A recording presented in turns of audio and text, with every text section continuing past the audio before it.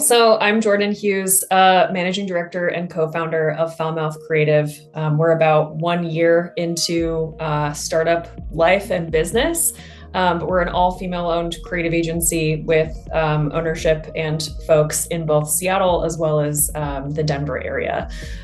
So our area of expertise is really in sort of high-level brand and campaign strategy, as well as creative, like full concepting, 360 execution and production.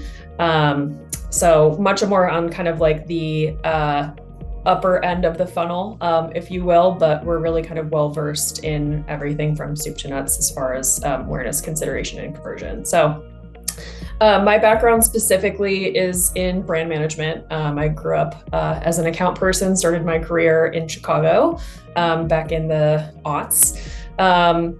But have, really primarily worked for small creative agencies and mid-sized creative agencies for the balance of my career. So I have a lot of expertise as that may be in both sort of the strategy side as well as the production side, just having had to wear a lot of hats.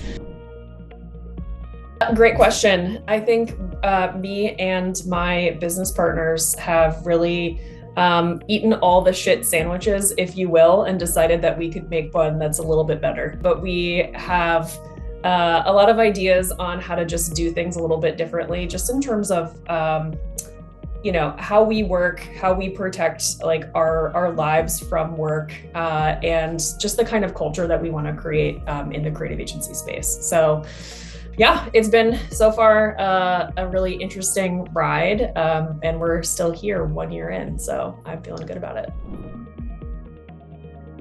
Yeah, I think, our philosophy and approach to leveraging AI really comes from the place or the belief that we should leave creativity to human beings, and we should leave the responsibility of understanding our audiences to human beings. That said, I think there are a lot of places where, even kind of in our line of work and our area of expertise, I think there are a lot of places where AI can provide helpful shortcuts, but you will never see us relying on it to replace the power of the human brain. Yeah, not at all. Definitely not avoiding it. I think, where we tend to rely on it is in sort of that upfront discovery phase for strategy, whether we're working on developing or refreshing a brand, or trying to get sort of the lay of the land for a campaign strategy. We'll use Gemini or ChatGPT as really kind of foundational, like macro category, consumer, and even to some degree competitive and company forces type research. That said, I think it's like a little dangerous to rely on that alone. So we, of course, try to back up any research that we find with AI through other means. Love primary research for that purpose specifically. Always very important to check the sources AI gives you as well, because I think there's some interesting analysis of reports that are on the internet. But it's at least, I think, a labor shortcut. Kind of saves my time in the process to find some of that initial information. So strategy, it's been, pretty helpful there. We also will use it here and there in the concepting phase. One area in particular where we have found it to be useful is, so specifically relying on Midjourney to visualize weird ideas that we would need to go produce that you cannot find, stock or swipe on the internet to kind of represent to clients. So, it'll come in handy there, but, we're not using it to come up with concepts, write scripts, write copy, nothing like that. I want to believe that like kind of where we are in upper funnel and more sort of psychographic creative space, that AI doesn't really have too much of a role in sort of what we do. But I can certainly see it in other areas of the advertising industry, really kind of coming in strong. I would say like, kind of still in the creative space, when you look at just the volume and iterative work that's required for performance creative, for creative optimization, for A/B testing. That is shit, and I'm speaking for myself, from my own experience, that nobody wants to touch. Not even your interns, not even like your junior art directors, like nobody wants to work on that stuff. So that's where I see, AI really kind of coming in and being able to take like just the like real rough, repetitive, rote type work, and being able to just, iterate and bang it all out. I can see that being really useful for us.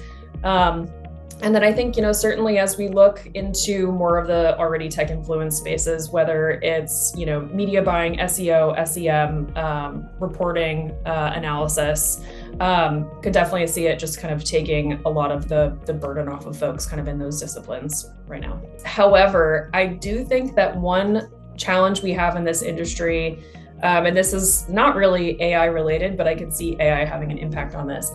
I think it's harder than ever for junior talent to break into this industry and be appropriately mentored and given the right opportunities. And I do worry that we are going to be further kind of cutting off our stream of new talent in the advertising industry by potentially looking to replace their jobs with robots. So I think that's a huge watch out. Again, it kind of goes back to our core philosophy that, we're always going to prioritize human talent. And the great thing about running your own business is we get to choose what we do and don't take on. So you're not going to see us jumping to, run a super iterative performance campaign for a brand that would just require, so much kind of labor to just crank out the volume of assets that you need for a campaign like that. So I think, by sticking to our guns and really leaning into what we're good at and what we love in this business, which is just sort of more of that upstream strategy and creative development, I think that's where, we've built ourselves maybe a little bit of a fortress to give junior talent more of an opportunity to kind of come into that space and have room to kind of play and grow there. Not at all. It's interesting. We have pitched a number of ideas that leveraged AI as a mechanism to sort of, bring the idea to life. And we've had clients be really interested in those ideas, and we've gotten so far as to like have a full digital production plan for pulling it off, like a whole contingency plan for like how to train GPT to, speak in the voice that we want and do the things that we need it to do. And in two separate instances, the projects have been backburner because there is real legal concern about brand risk and brand safety, even though there are so many, I think, decent guardrails in place to avoid a lot of the stuff that the lawyers are concerned about. So, it's interesting. It's definitely not, coming through in any kind of intake calls or RFPs as a must-have for the brands that we're talking to. And if anything, I think it's been kind of a hard sell. Like people are really interested in figuring out how to leverage it for their brands. But I think the other thing is that we're also seeing a number of brands really question whether or not AI is a fit for them. Like, am I a brand who has license to actually like leverage this kind of technology authentically? Which I think is an interesting question as well. So that's kind of what we're seeing. Absolutely. I mean, I think like one brand in particular that we're working with, and I'm not gonna name names here, but they're a small team. They make a product. It's a very like hands-on, handcrafted product, mm-hmm. and they're still a modern brand doing interesting things, kind of in their fields. But we had a lot of conversation after pitching them an idea that relied on AI. And ultimately they decided that, in addition to the legal risk, they just didn't feel like they could swing for the fences in such a sort of tech-fueled space by like leveraging AI so strongly in a campaign. So it was interesting to kind of work through that with them. I'll use this kind of one example. We had an idea that really would have relied on GPT's language model to essentially write some very custom campaign specific, like on brand snippets for us in the social space. And we had really strong parameters around, topics that we did and didn't want GPT to touch. Had worked with our digital production partner to actually do a little bit of a beta test to make sure that it was like safe, brand safe, I should say.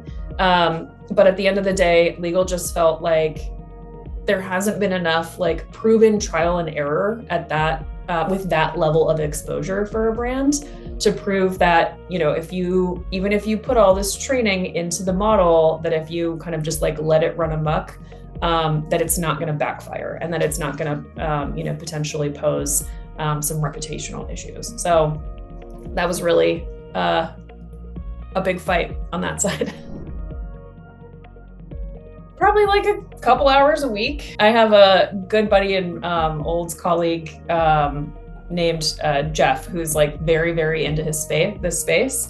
And he's always posting on LinkedIn about kind of what's new and happening in the world of AI. And he's also happens to be a great teacher and great storyteller. So basically anytime Jeff recommends that you like look into something or try something out in the AI space, he's my AI influencer. I'm going to do it.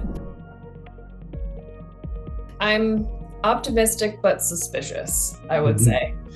Dubious. I feel like there needs to be a lot of guardrails in place around where and how we leverage it professionally, certainly personally. Data privacy, all of those things I think are huge when we start to think about how intricately woven into the fabric of our lives and our careers this technology could really be and is posed to become.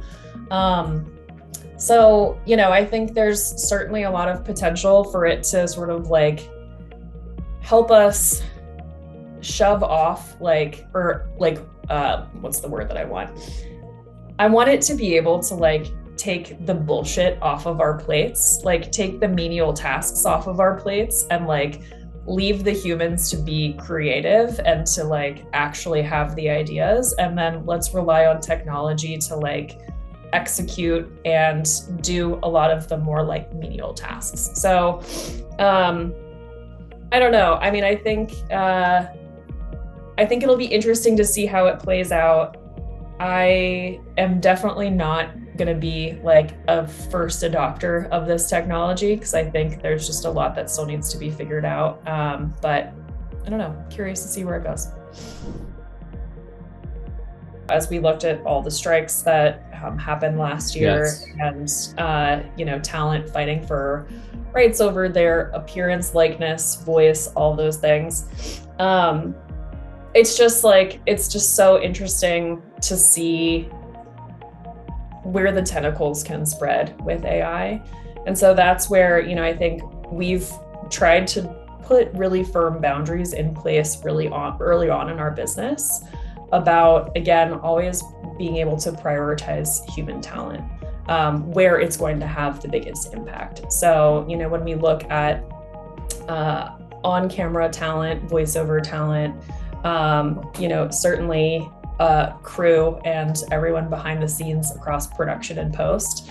I think it's really important to prioritize, again, like giving human beings jobs over chasing the shiny thing that can, still potentially make something cool for less money. But I think at the end of the day, like across the board, especially in production, just so important to make sure that we are giving AI a super appropriate role and letting human beings do what they're really good at.